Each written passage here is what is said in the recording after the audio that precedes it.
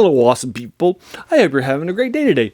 Today I'm taking a look at the next short story in Tales of the Tattooed. It's 12 pages long. It's called Unmarked Man. It was published in 1901, very, very long ago, longer than a century ago, by W.W. Jacobs. Jacobs was a heavily guy from a lot of things, from the Monkey's Paw and a lot of the things written roughly. So he's got a lot of reputation in the horror genre, but this is more about a comedic take and so forth of a marked man and such. So basically, so this is the first thing I've read by him and so forth. And actually, this is more of a comedic take. It's not even like a comedy horror, right? And so forth. And such. It's probably more of just a comedy take and so forth.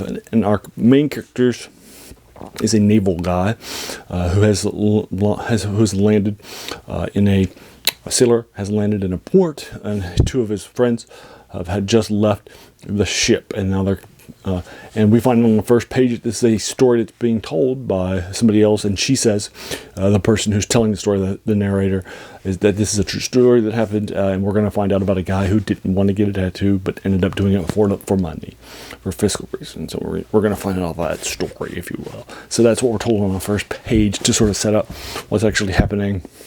And then we'll find out what's happening with our folks and so forth. This stuff does have a lot in the dialogue section, sailorese, if you will, and it's really harder to follow along.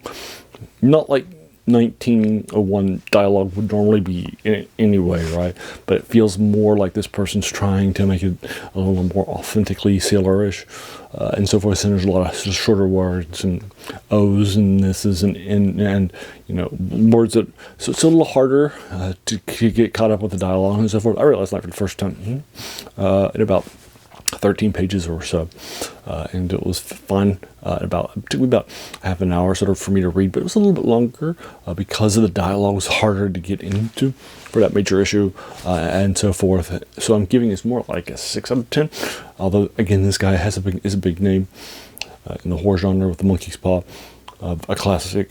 This is right. I would consider this to be a great work by him and such, because of the dialogue issues and because it really, while I did like it, a surprise, it was fun and so forth. You could definitely see it coming and such, and the comedic take and so forth of this guy and his two friends that have just landed in this port and so forth for a while and are birthing here for a little bit. So there you are. I'll go ahead and leave you to it. Again, I'll give you this a 6 out of 10 for you folks. Again, I don't give spoilers, just as a heads up.